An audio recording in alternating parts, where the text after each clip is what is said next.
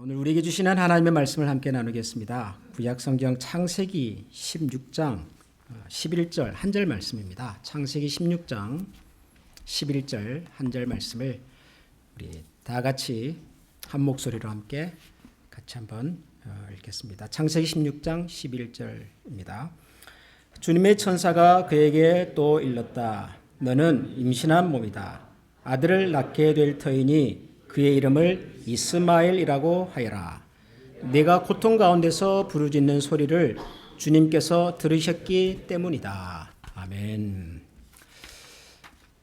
우리가 살고 있는 이 미국은 누가 뭐라고 해도 지금 현존하는 국가들 중에서 가장 영향력과 또 힘이 부가 가장 강력한 나라입니다. 세계에서 가장 힘이 센 나라이죠. 영향력도 크고요. 그래서 미국에서 어떤 일이 일어나는가 하는 것은 전 세계 여러 나라 사람들의 관심입니다. 그래서 초강대국 이런 말도 쓰는데요.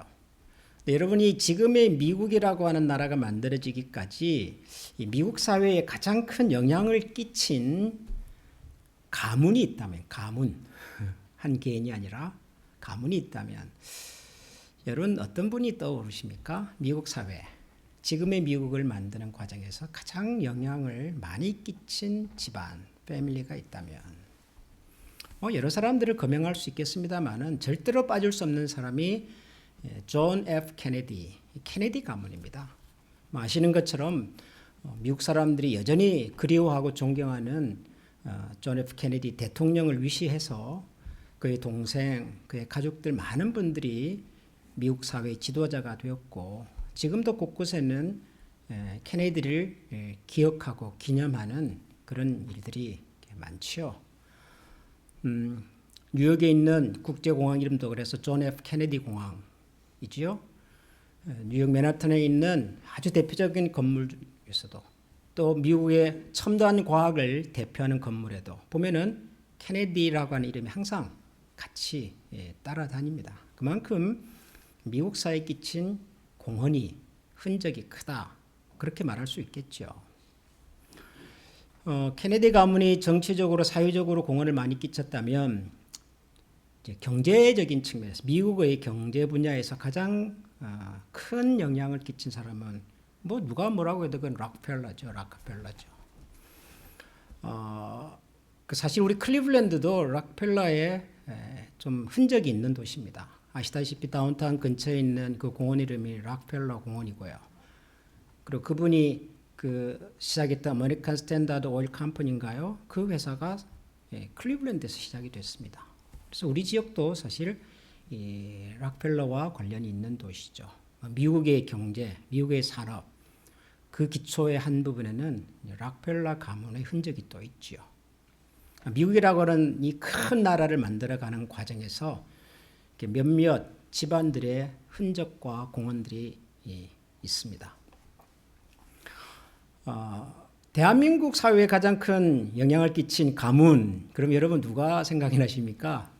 대한민국, 해방 이후에 대한민국이라는 사회에 가장 큰 영향을 끼친 가문. 제가 볼 때는 그거는 이시 가문입니다. 이시 가문. 조선 500년도 이시 분들이 주도했고요.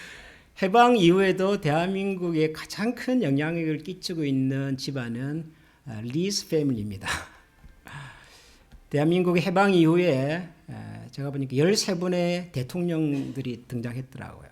대한민국의 대통령, 정치, 지도자, 리더들이 많이 바뀌었지만 해방 후에 여전히 지금까지 대한민국 사회 곳곳에 영향을 끼치고 있는 분들이 바로 고 이병철 회장님이 중심이 되었던 삼성가 이시 가문이죠. 지금도 대한민국을 전 세계에 이렇게 자랑할 수 있게 만든 그런 가문이기도 합니다. 자랑스러운 가문들이죠. 어떤 사회나 국가나 그 시대에 큰 흔적과 영향을 끼치는 가문, 그건 명예로운 일입니다. 자, 그러면 우리의 시야를 조금 더 넓혀 볼까요? 자, 우리가 살고 있는 이 전 세계 2022년 기준으로 70억이 조금 더 됐더라고요. 전 세계 인구가 꽤 많아졌습니다. 전 세계에 가장 큰 영향을 끼친 가문이 있다면, 한 집안이 있다면 그 가문은 누굴까요? 이제 아주 눈치가 빠르신 분들은 이제 짐작을 하시죠. 오늘 목사님이 창세기 읽어놓고 저렇게 거창한 얘기하는 거 보니까 누가 봐도 아브라함이다. 그렇게 생각을 하실 수 있습니다. 전 세계 인구가 70억이 조금 넘는데요. 그 중에서 종교 생활, 신앙하는 사람들, 종교 인구를 조사를 해보니까 로마 캐톨릭을 포함해서 우리 크리스찬들이 약 25억 가까이 돼요. 25억 혹은 26억. 많죠? 제일 많습니다. 두 번째로 많은 종교가요, 이슬람입니다. 이슬람. 약 15억 정도가 됩니다. 기독교를 믿는 사람과 이슬람을 믿는 사람을 합치면은 40억이 넘습니다. 전 세계에. 전 세계 인구의 약 3분의 2가 크리스찬 아니면 이슬람입니다. 근데 이 종교를 믿는 사람들이 공통적으로 이분이 우리의 조상이다라고 말하는 분이 있어요. 그분이 누구예요? 그분이 아브라함이에요. 아브라함. 그러니까 이 아브라함이라고 하는 한 사람에서 시작된 이 많은 사람들이 역사적으로도 그렇고 지금 우리가 살고 있는 이 현 세계에도 가장 큰 영향력을 끼치고 있는, 또 어떤 의미에서는 이분들이 서로 사이가 안 좋으면 가장 큰 긴장과 또 위기가 찾아올 수 있는 이런 세상에 우리가 지금 살고 있습니다. 그래서 아브라함과 그의 가족의 이야기는 우리가 성경을 통해서 읽는 믿음의 조상이라는 차원을 넘어서 실제로 우리가 살고 있는 이 세상 속에서, 현대 속에서 어마어마한 영향력을 끼친 가정입니다. 그런데 안타깝게도 이 두 그룹의 사람들의 사이가 그렇게 좋지가 못해요.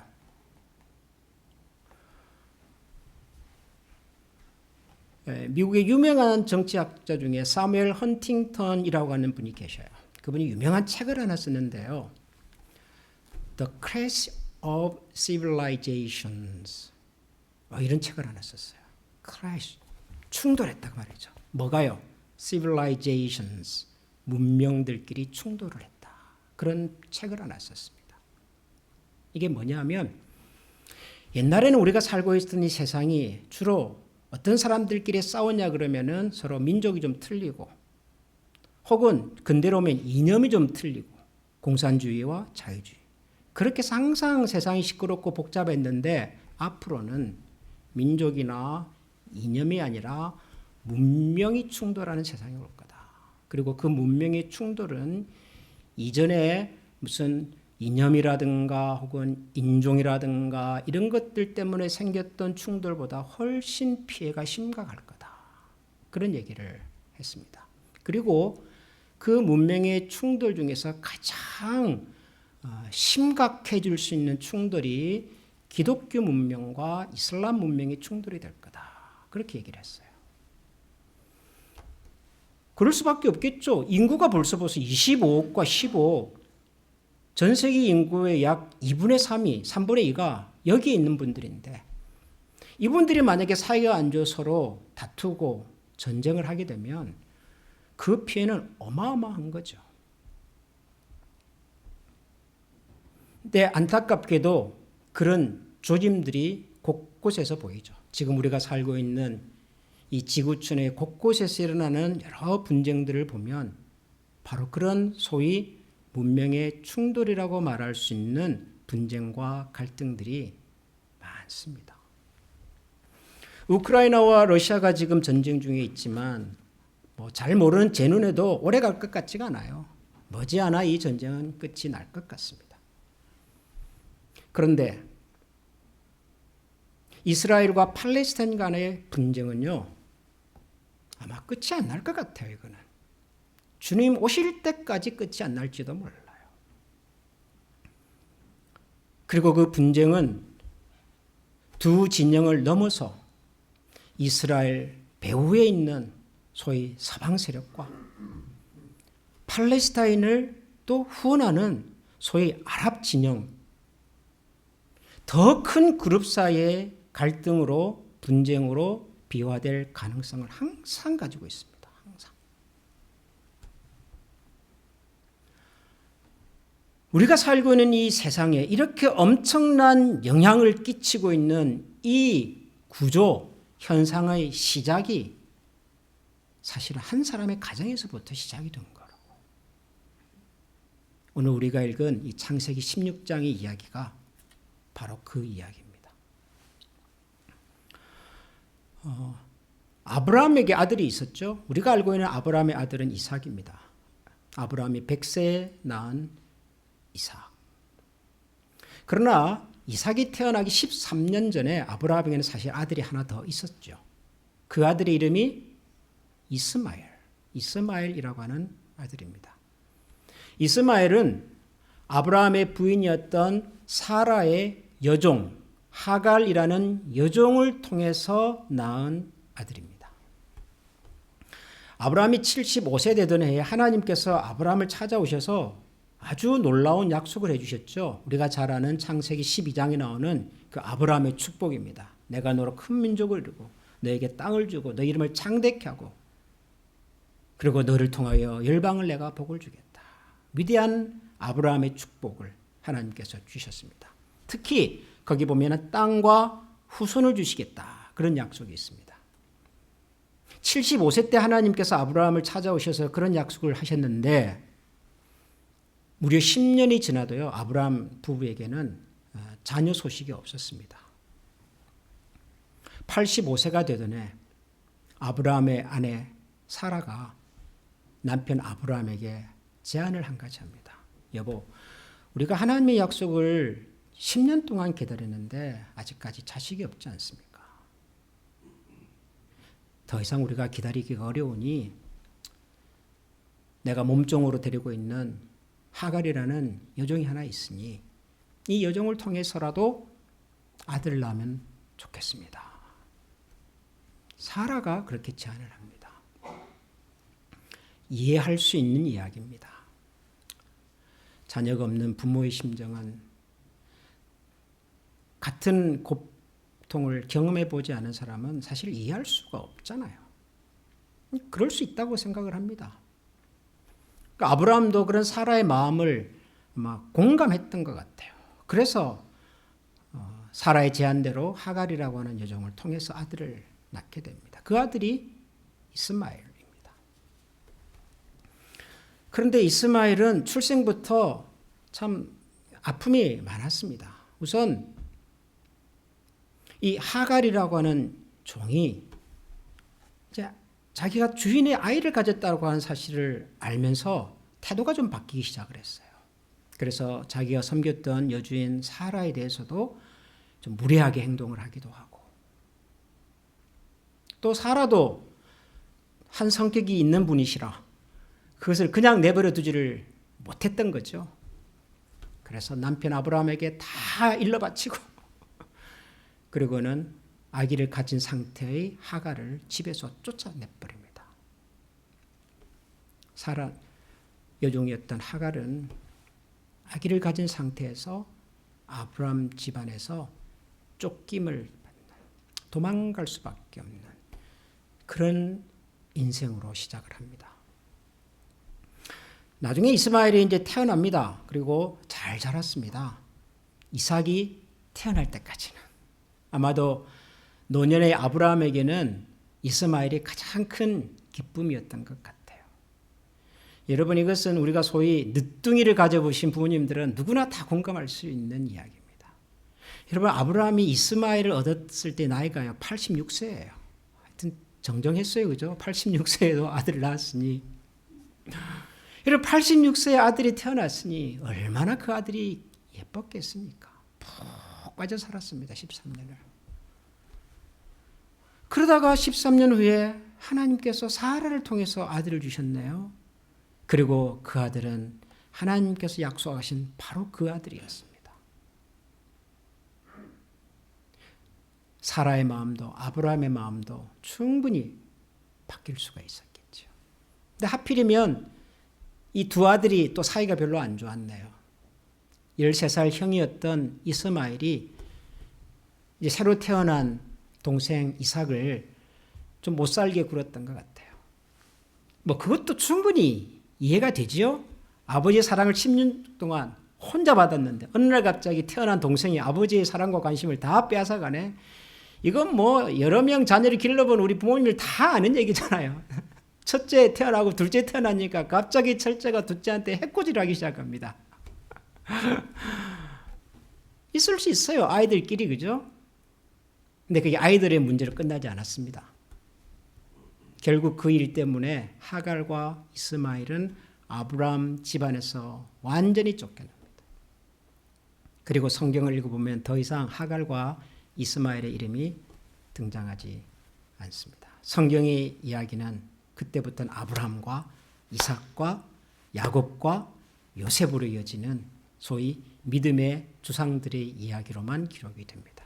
하갈과 이스마엘이 사라집니다. 그리고 그 이스마엘의 이름이 혹은 이스마엘의 후손들이 성경에 등장하는 것은 그로부터 수백 년이 지나고 난 다음 이집트에서 탈출했던 이스라엘 민족이 하나님의 약속의 땅 가나안으로 들어가면서 다시 그 이름을 만나게 됩니다. 우리가 가나안의 여러 족속이라고 말했던 그 가나안의 족속들은 그 조상이 아브람의 또 다른 아들이었던 이스마엘이었던 거죠. 구약 성경에서 항상 이스라엘 곁에서 이스라엘을 힘들게 만들었던 민족. 그리고 그때로부터 수천 년이 지나서 우리가 살고 있는 지금 이 시대에도 여전히 기독교를 믿는 크리스찬들과 가장 대척점에 서 있는 사람들, 그분들이 바로 이스마엘의 후손이라고 알려져 있는 또 아람 민족이에요. 엄청난 이야기입니다, 여러분. 수천 년의 세월을 거스리면서 한 집안에서 시작됐던 어떤 사건이 그 이후에 이어지는 성경의 역사와 우리가 살고 있는 이 현 세상의 역사에 어마어마한 영향력을 끼쳤습니다. 아브라함의 가정에서.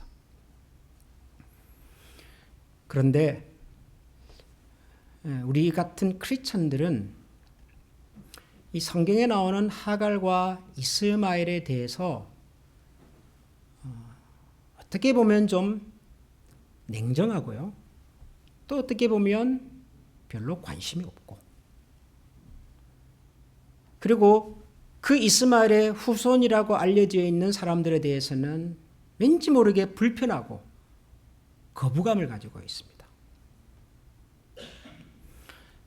하나님의 약속의 백성은 아브라함, 이삭, 야곱, 요셉으로 이어지는 그 믿음의 계보이기 때문에 하갈과 이스마엘은 하나님의 약속의 백성이 아니고 또 불순종의 아들이고 하나님의 축복과는 상관이 없는 사람들, 오히려 하나님의 백성들을 힘들게 만들었고 지금도 어떻게 보면 기독교 세력과 기독교 국가와 기독교를 믿는 사람들과 늘 긴장 가운데 있는 분들로 여겨지기 때문에 그분들에 대한 우리의 생각이 늘 보면 좀 부정적이고 어떻게 보면 좀 피해의식을 가지고 있는 잠재적인 무슨 범죄자처럼 취급을 합니다. 현실이 그렇습니다. 그러나 성경을 잘 들여다보면 하갈과 이스마엘이 처음부터 그랬던 것은 아닙니다. 여러분, 이스마엘이라는 사람이 태어나는 그 과정 속에서 가장 결정적인 역할을 했던 사람은 누구였습니까? 아브라함입니까? 사라입니까? 하갈입니까? 가장 결정적인 역할을 한 사람은 누구죠? 아이러니하게도 사라입니다. 사라. 하나님께서 약속의 아들을 주시겠다고 말씀하신 지 10년이 지났을 때쯤 조급한 마음으로 자신의 여종을 남편 아브라함에게 보냈던 사람이 사라였어요. 아브라함은 뭐 사실 우리 남자들이 별 생각이 없이 살잖아요. 예? 하나님이 약속하셨으면 뭐 언젠가 주시겠지. 그냥 그렇게 살았던 거예요, 아브라함은. 그러나 아내 사라는 그렇지를 못했던 것 같아요. 어쩌면 여성이기 때문에, 어쩌면 어머니였기 때문에 아마 그런 마음이 더 강했을는지는 모르겠으나 사라가 조급했어요. 그래서 자신의 여종을 남편 아브라함에게 보냅니다. 그 결정을, 그 제안을 사라가 했어요. 그런데 이제 얼마 지나지 않아 그 여종이 아기를 가졌네요. 자기 여종이 남편의 아이를 가졌다는 사실을 사라는 또 아마 받아들이기가 쉽지가 않았던 것 같아요. 자기가 원하는 대로 되기는 했지만 막상 자신의 종이 남편의 아기를 가졌다는 사실을 아마 사라가 받아들이기가 쉽지가 않았던 것 같아요. 거기다가 하갈의 행동이 괘씸해 보였고 그래서 쫓아버렸어요. 쫓아내버렸어요. 아이를 가진 여인을.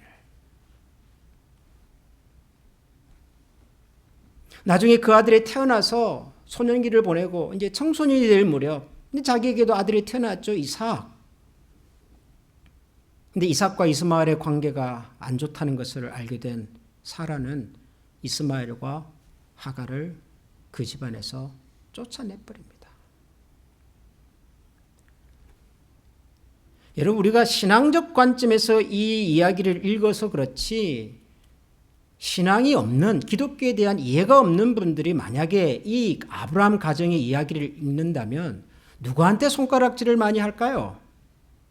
여러분 같으면 누구한테 손가락질이 먼저 갈 것 같습니까? 하갈입니까? 하갈도 잘못했죠. 주인의 아기를 가졌다고 그가 섬겼던 여주인을 무례하게 대하는 것은 그건 분명히 잘못이지요. 잘못된 태도입니다. 하갈의 잘못은. 근데 사라는, 성경은 사라가 여종 하갈을 학대했다라고 표현합니다. 학대. 학대는요, 범죄입니다. 범죄. 아무리 지금과 다른 윤리적 기준을 가지고 있는 고대 사회라 할지라도 사람을 학대하는 것은 그건 범죄입니다. 하갈의 잘못은 태도의 문제지만 사라의 문제는 범죄의 차원이었다고요. 기가 막힌 이야기 아닙니까? 그래서 제가 사실 이 말씀을 준비하면서 제목을 하갈도 돌보시는 하나님 이렇게 굉장히 부드럽게 제가 썼지만 제 속마음은 하갈과 이스마엘을 위해서 누군가가 좀 변명을 해주면 좋겠다. 그런 생각이 들었어요. 물론 하나님의 약속과 축복은 아브라함과 이삭과 야곱을 통해서 이진 것이 맞습니다. 하갈과 이스마엘은 그 하나님의 약속을 떠났고 외면했고 그래서 하나님의 약속과 축복과 상관없이 인생을 산 것도 사실입니다. 성경은 분명히 그것을 보여줍니다. 그런데 처음부터 그랬습니까? 하갈과 이스마엘은 처음부터 하나님의 약속을 떠나려고 했을까요? 그들이 떠난 겁니까? 그들이 버려진 겁니까?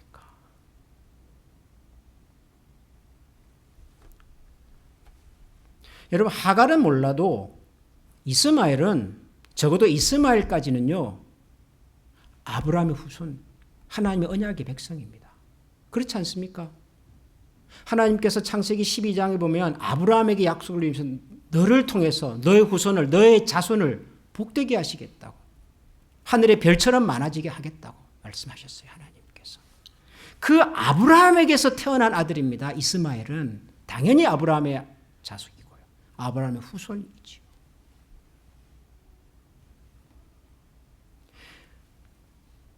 그렇게 주인으로부터, 가족으로부터 외면당했던 하갈이 사막으로 도망쳐서 너무도 힘들고 너무도 고통스러워서 울부짖었죠. 하나님, 내 속에 있는 이 아이와 나의 생명은 어떻게? 오늘 우리가 읽은 이 창세기 16장 11절은 그때 하나님께서 하갈에게 나타나셔서 해주셨던 말씀입니다. 하나님께서 천사를 보내셔서 그 천사를 통해서 주셨던 하나님의 말씀이에요. 이 11절이. 여러분 11절을 우리 한번 다시 읽어보겠습니다. 창세기 26장 11절 시작. 주님의 천사가 그에게 또 일렀다. 너는 임신한 몸이다. 아들을 낳게 될 터이니 그의 이름을 이스마엘이라고 하여라. 네가 고통 가운데서 부르짖는 소리를 주님께서 들으셨기 때문이다. 사망의 도망을 가서 고통 가운데서 절규하고 있던 하갈에게 하나님께서 나타나셔서 주신 말씀이에요. 네가 아들을 낳을 것인데 그 아들의 이름을 이스마엘이라고 불러라 그러셨어요. 그러면서 그 다음에 보니까 이는 네가 고통 가운데서 부르짖는 소리를 주님께서 들으셨기 때문이다. 무슨 말이냐 그러면 이스마엘이라고 하는 이름의 뜻이 하나님께서 들으셨다 그런 뜻이에요. 이스 이거는 듣는다 그런 뜻이에요. 엘 하나님, 하나님이 너의 고통을, 기도를, 너의 사정을 돌아보셨다. 하나님이 돌아봐 주셨어요. 하갈을. 여러분 이 이스마엘이라고 하는 이름하고 굉장히 비슷한 이름이 성경에 하나 더 나옵니다. 뜻도 거의 똑같아요. 혹시 여러분 짐작하시겠습니까? 이스마엘이라고 이름의 뜻이 똑같은 이름이 굉장히 유명한 분이에요. 사무엘. 사무엘 아십니까? 어머니 한나가 거기도 비슷한 스토리 아니에요. 자식이 없었는데 그래서 남편이 다른 여인을 통해서 아이를 가졌고 자기는 아이 없는 엄마가 여인이 돼서 정말 힘들었을 때 눈물로 하나님 앞에 기도했던 그 한나에게 하나님이 아들을 주시잖아요. 그래서 한나는 그 아이 이름을 사무엘이라고 부릅니다. 사무엘이라는 이름도 하나님께서 나의 기도를 들으셨다. 사무엘, 이스마엘 같은 뜻이에요. 하나님이 들어주셨어요. 누구의 기도를? 한나의 기도를. 또 누구의 기도를? 하갈의 기도를. 하나님께서 처음부터 하갈과 그 아들 이스마엘을 외면하신 게 아니에요. 하갈도 이스마엘도 하나님의 보호 속에서, 하나님의 돌보심 속에서. 여러분 우리가 11절을 읽었지만 그 앞에 나오는 10절에 보면 이런 말씀도 나옵니다. 주님의 천사가 그에게 떠올렸다. 내가 너에게 많은 자손을 주겠다. 자손이 셀 수 없을 만큼 불어나게 하겠다. 사막으로 도망가서 절규하던 하갈에게 하나님께서 주셨던 또 다른 얘기 중에 하나입니다. 내가 너에게 많은 자손을 주겠다. 자손이 셀 수 없을 만큼 불어나게 하겠다. 여러분 이 하나님의 약속 어디서 들어본 것 같지 않습니까? 내가 내 자손을 셀 수 없을 만큼 하늘의 별처럼 바다의 모래알처럼 셀 수 없을 만큼 너에게 너의 후손들을 축복해 주겠다. 누구한테 하셨던 말씀이죠? 아브라함에게 하셨던 말씀이에요. 하나님께서 아브라함에게 주셨던 그 축복과 똑같은 내용을 하나님은 하갈에게도 하셨어요. 차이가 있다면 땅에 대한 약속은 없어요. 여기는. 그죠? 그러나 후손에 대한 약속은 똑같아요. 성경은 뭘 얘기하고 싶었을까요? 하나님께서 하갈도 돌보고 계셨다는 거예요. 하나님께서 하갈에게도 은혜를 베푸셨다는 거예요. 하나님께서 하갈을 통해 주신 그 아들의 이름을 이스마엘, 하나님께서 너의 형편을 돌아보신다. 하나님이 너를 관심 있어 하신다. 주목하신다. 나중에 이 하갈이 그 사막에서 몸부림치던 자기를 찾아와서 만나주셨던 하나님을 경험하고 난 다음에 자기가 만났던 그 땅 이름을, 그 동네 이름을 별명 하나 붙였어요. 부엘라헤 로이. 부엘라헤 로이. 하나님께서 나를 지켜보시더라. God sees us. 하나님께서 나와 내 태중의 생명을 지켜봐 주셨다. 하갈과 이스마엘이 처음부터 불순종의 아들로 시작한 게 아닙니다. 하갈이 비록 이집트 여종이긴 하였으나 그렇다고 해서 하나님의 관심 밖에서 하나님을 배도하고 배역하며 살았던 사람이 아닙니다. 누가 하갈과 이스마엘을 그렇게 만들었을까요? 어쩌다가 하갈과 이스마엘이 그런 인생이 되었고 그렇게 살았던 두 사람을 통해서 태어난 후손들이 왜 지금 이렇게 우리가 살고 있는 이 지구촌에서도 이런 긴장과 갈등을 가지고 살아야만 했을까? 역사에 뭐 만약이라는 것이 없기는 하다지만은 만약에 이 이스마엘이 태어났을 때 그 아브라함과 사라의 태도가 조금만 달랐더라면, 비록 뭐 아이를 가졌다고 좀 예의 없게 구는 그 여종이기는 했으나 그래도 자기가 시작한 일이잖아요. 뭐 누가 사람한테 시켰나요? 아니에요. 자기 판단으로 자기가 내린 결정이었어요. 그 여종의 좀 물의 없음을 그래도 좀 이해하려고 노력을 하고, 그래도 그 태중에 아직 아기가 있으니 그 여인과 그 생명을 조금이라도 소중하게 여겨줄 수 있었다면 사라에게, 그러면 어땠을까? 이 집안의 가장 큰 문제는 아브라함이에요. 아브라함, 제가 볼 때. 아브라함 믿음의 조상이긴 하지만 그가 완벽한 사람은 아니었어요. 어떻게 보면 참 정말 이 남자 이 망신은 다 아브라함이 시킨다 그런 생각이 드는 행동을 아브라함이 가끔 해요. 그죠? 이집트에 내려가가지고는 자기 아내를 누구라고 속여가지고 자기 혼자 그냥 살아남으려고. 진짜 같은 남자지만은 그때는 정말 모른 척하고 싶어요. 그건 아브라함은. 여러분, 이 이야기도 가만히 읽어보면 사라가 자기 여종 하갈을 보낸다고 할 때 아브라함이 반응이 없어요. 무슨 얘기예요? 좋아한 겁니까? 싫어한 겁니까? 할 수가 없어요. 뭐 사라가 조급한 마음이 있었던 것은 사실이지만 아브라함도 못지않아요. 아내가 흔들리면, 하나님의 약속을 신뢰하지 못하고 아내가 불안해하면 남편이라도 그런 아내를 좀 지켜주고, 여보 우리가 이때까지 기다렸지 않소? 조금만 더 기다려봅시다. 하나님께서 무슨 허튼 말씀 하시겠습니까?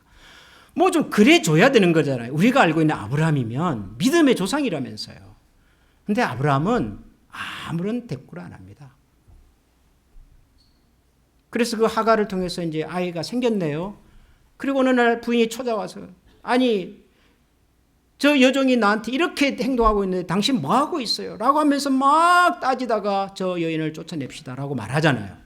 사라가. 아브라함은 그때도 별 말을 안 해요. 당신의 여종이니까 당신이 알아서 하세요. 야, 진짜 무책임한 얘기 아닙니까? 예? 만약에 아브라함이 그런 상황 속에서 좀 가장의 역할을, 좀 남편의 역할을, 장차 아버지의 역할을 조금만 더 적극적으로 해줬더라면 그러면 어떻게 됐을까?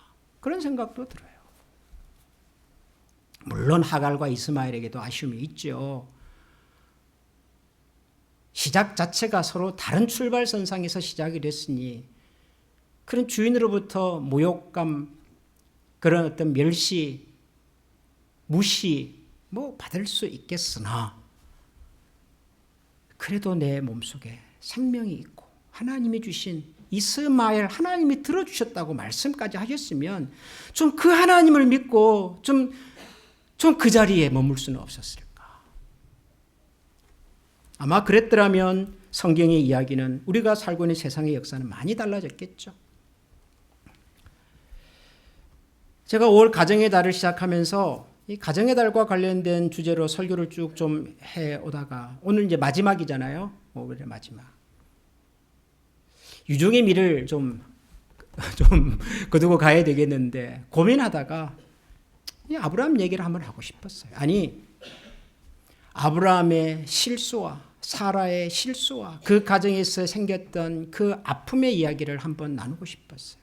왜냐하면 어쩌면 지금도 우리가 살고 있는, 혹은 크리스찬이라고 말하지만 우리 가정들 속에도 이런 문제들이 있을 수 있잖아요.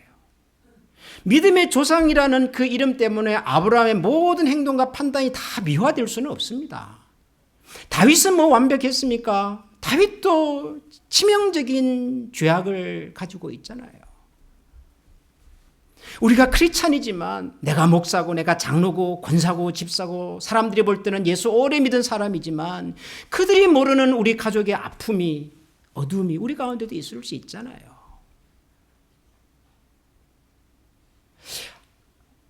아버지들은 남편은 아버지와 남편의 역할을 조금 더 적극적으로 하면 좋겠다. 방관하지 말고 뭐 내가 시작한 일이 아니라 할지라도 우리 자식이 시작한 일이고 아내의 잘못된 판단 때문에 벌어진 일이라 할지라도 우리가 가장이니까 하나님께서 이 집안의 책임자로 세우신 남편이니까 우리가 한 걸음 더 아버지와 남편의 역할을 좀 더 적극적으로 하면 좋겠고 어머니들도 어머니의 역할을 좀 더 적극적으로 하면 좋겠다. 왜 속상한 일이 없겠습니까? 평생 살아오면서 내 목소리, 내 이름 하나 찾지 못하고 30년, 40년을 살다 보니 이제는 만사가 귀찮고 남편이라고 하는 존재는 이름만 들어도 지긋지긋하고 여러분 그런 이야기들이 요즘 우리가 사는 세상에 얼마나 많이 들립니까? 예? 남편들이 뭐 70대고 80이 되면은요, 뭐 숨소리도 내지 말라면서요. 아침에 일어나면서 침대에서 부인 발도 건들지 말라고 막 그러잖아요. 왜 우리가 이런 이야기를 들어야 하냐 말이에요, 우리가.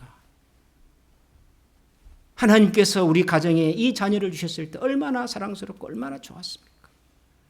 근데 살면서 자식이 왼수가 되고 아브라함 가족의 이야기를 읽으면서 남편은 남편의 역할을, 아내는 아내의 역할을, 자식은 자식의 역할을, 부모는 부모로서의 역할을 조금만 더 적극적으로 하면 좋겠다. 조금만 더 책임 있게 하면 좋겠다. 하나님께서 우리를 가족으로 만나게 하셨습니까? 5월의 가정의 달을 이제 다 지났습니다만은 1년이 되면 또 찾아오겠죠?